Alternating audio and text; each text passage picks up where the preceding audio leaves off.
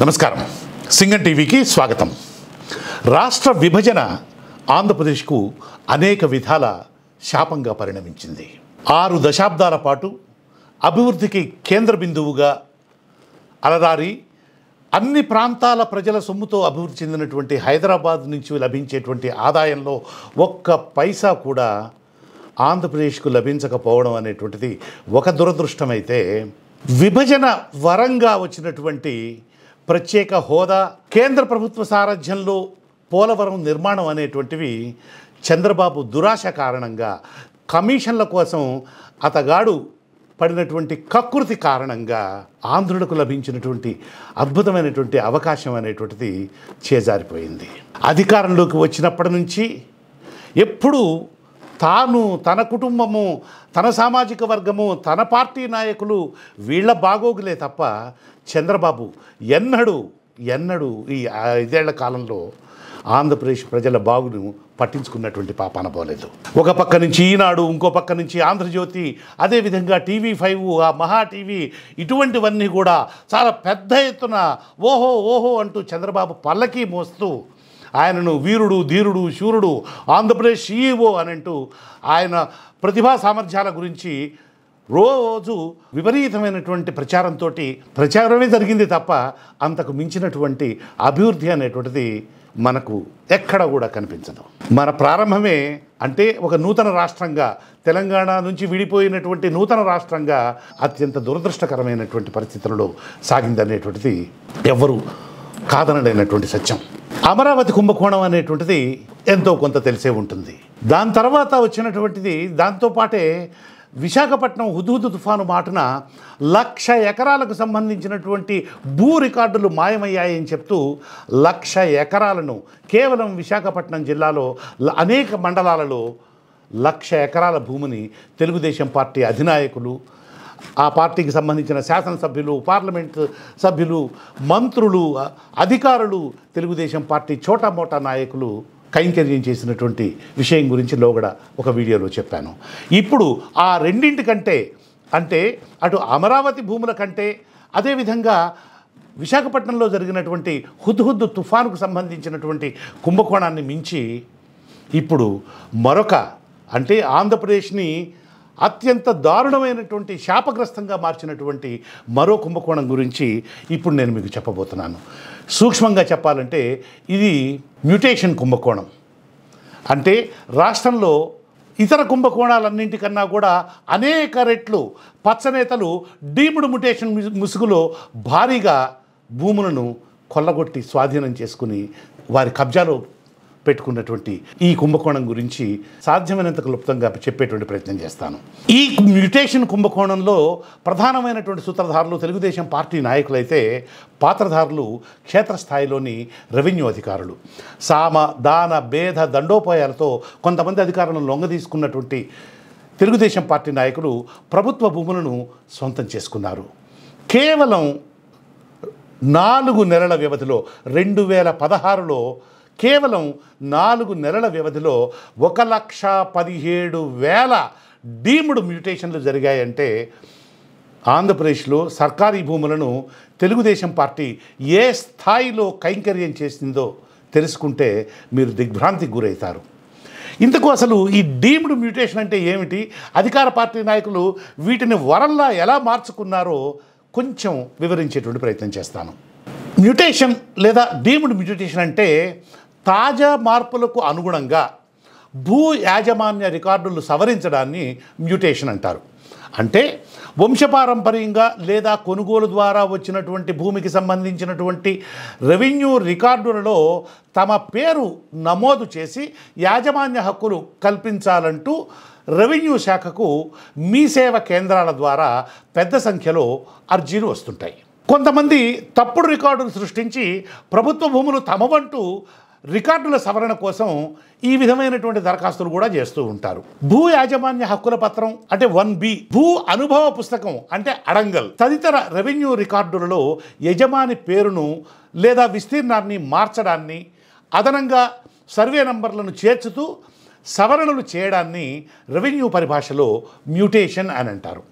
ఉదాహరణకు కృష్ణా జిల్లా నందిగామ మండలం పరిటాల గ్రామంలోని 120 సర్వే నంబర్లో 10 ఎకరాల భూమి ప్రభుత్వానిది రెవెన్యూ రికార్డుల్లో ఉందనుకుందాం. ఈ భూమి వంశపారంపర్యంగా తనదని, అందువల్ల రికార్డులను సరిచేసి ఈ భూమి యజమానిగా తన పేరును నమోదు చేయాలంటూ నారాయణ అనేటువంటి వ్యక్తి మ్యుటేషన్ కోసం దరఖాస్తు చేశారు అని అనుకుందాం. ఇలా వచ్చినటువంటి అర్జీని తహసీల్దార్ పరిశీలించి రికార్డులను సరిచూసి వాస్తవాలను నిర్ధారించి 21 రోజులలోగా నిర్ణయం తీసుకోవాలి. అర్జీలోని వివరాలు తప్పైతే ఆ దరఖాస్తును తిరస్కరించాలి. వాస్తవమైతే తదనుగుణంగా అన్నింట్లోనూ అన్ని రికార్డుల్లోనూ ఆ విధమైనటువంటి మార్పులు చేర్పులు అంటే మ్యుటేషన్ చేయాలి. ఇలా తహసీల్దారు పరిశీలించి అన్నీ సక్రమంగా ఉన్నాయి అని ఆమోదించి సంతకం చేసినటువంటి మ్యుటేషన్ల విషయంలో ఏమైనా తప్పులు జరిగినట్లు భవిష్యత్తు విచారణలో తేలితే వారిపై చర్యలు తీసుకునేటువంటి అవకాశం కూడా ఉంది. అర్జీ వచ్చిన నెల రోజుల్లోగా 21 రోజులు అనేటువంటి చట్టంలో ఉన్నటువంటిది నెల రోజుల్లోగా పరిష్కరించని పక్షంలో డీమ్డ్ అంటే ఆటోమేటిక్ మ్యుటేషన్ అనేటువంటి అయిపోతుందని ప్రభుత్వం ఉత్తర్వులు ఇచ్చింది. ఇలాంటి మ్యుటేషన్లకు తహసీల్దార్లకు బాధ్యత ఉండదని, అంటే ఏంటి ఇలాంటి డీమ్డ్ మ్యుటేషన్లు అంటే గడువులోగా తహసీల్దార్లు కనుక దాని విషయంలో ఏదో ఒక నిర్ణయం కనుక తీసుకొని పక్షంలో అటువంటి వాటిని డీమ్డ్ మ్యుటేషన్లు అన్నాం కదా, ఈ డీమ్డ్ మ్యుటేషన్లు ఏవైతే ఉంటాయో వాటిలకు తహసీల్దార్ల బాధ్యత ఎంత మాత్రం ఉండదని అధికారులు అంటున్నారు. అందుకే చాలామంది నాయకులు తహసీల్దార్లను నయానో భయానో లొంగ తీసుకొని సర్కారు భూములను ఆటోమేటిక్ మ్యుటేషన్ల ఖాతాలో వేసేలాగా చేసుకుంటారు. ఆ లొసుగే వారికి ఆసరా. నెల రోజులు దాటి పెండింగ్లో ఉన్నటువంటి దరఖాస్తులు ఆటోమేటిక్గా ఆమోదం పొందినట్లే ఆ మేరకు రెవెన్యూ రికార్డులలో మార్పులు అంటే మ్యుటేషన్ చేయాలి అనేటువంటి ఉత్తర్వులను కొందరు నాయకులు, తెలుగుదేశం పార్టీ నాయకులు తమకు వరంగా మార్చుకొని ప్రభుత్వ భూములను తమ పేర్లతో రికార్డుల్లో నమోదు చేయించుకున్నారు. ఈ మొత్తం వ్యవహారం అంతా అధికార పార్టీ అంటే అప్పటి అధికార పార్టీ అంటే తెలుగుదేశం పార్టీ నాయకుల మోసపూరితమైన వైఖరితో పక్కా స్కెచ్ ప్రకారం సాగింది.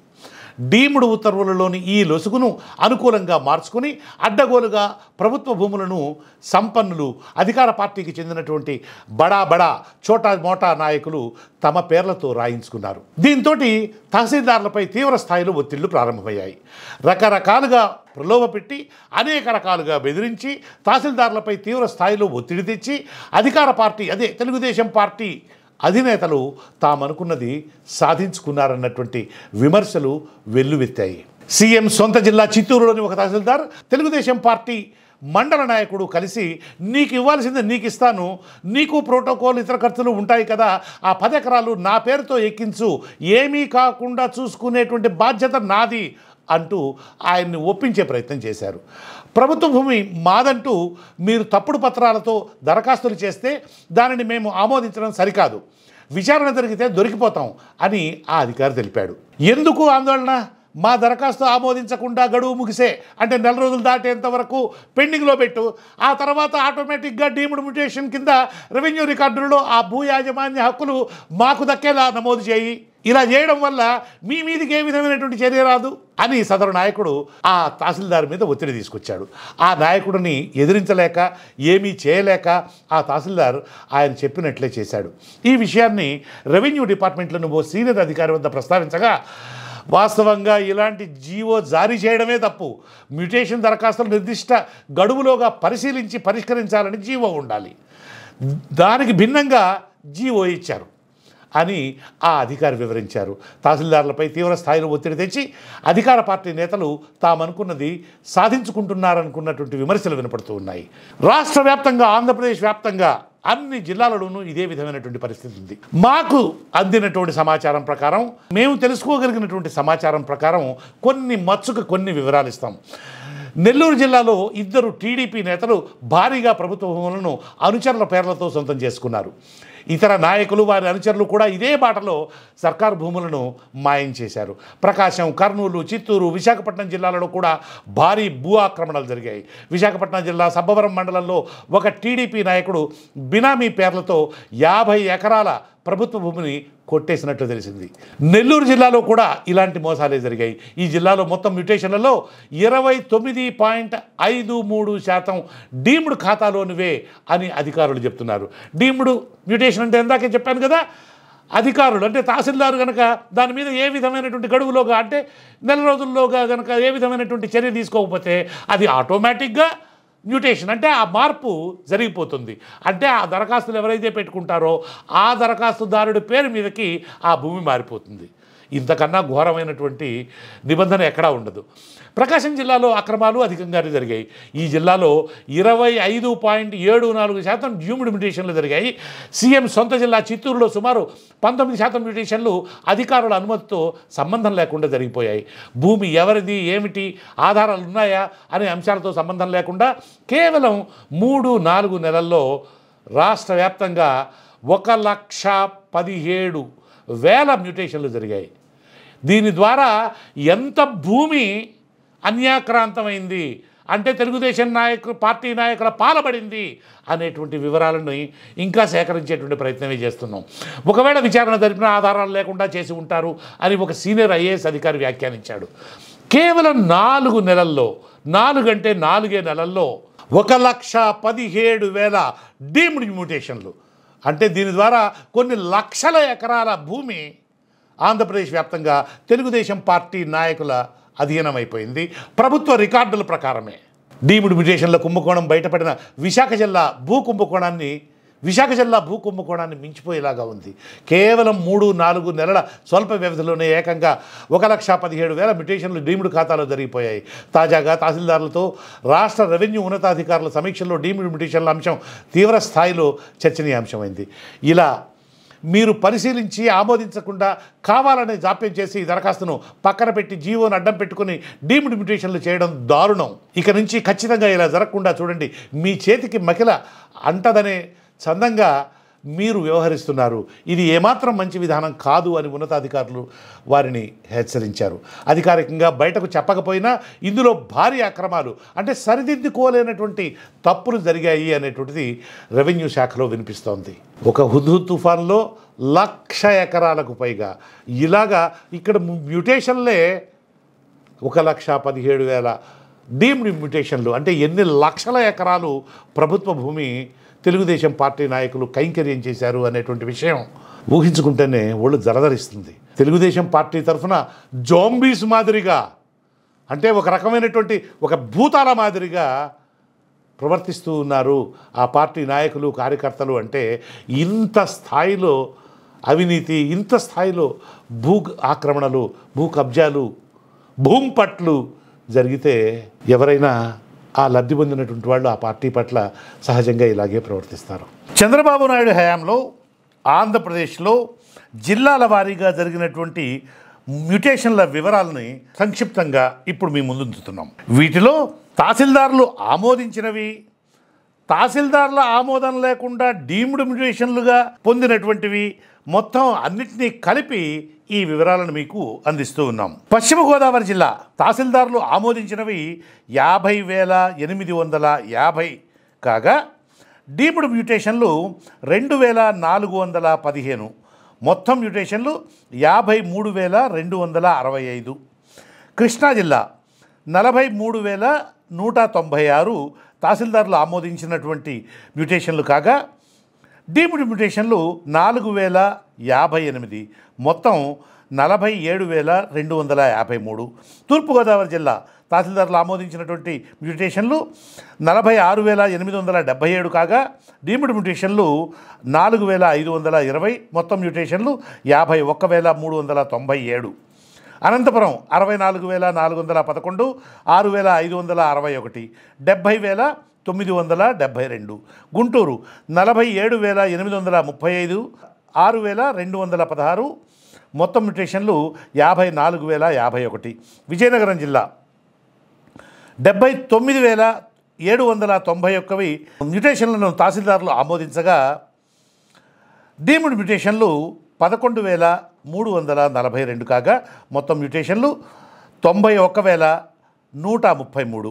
శ్రీకాకుళం జిల్లా 93,875 కాగా డీమ్డ్ మ్యూటేషన్లు 16,222 కాగా మొత్తం మ్యూటేషన్లు 1,10,097.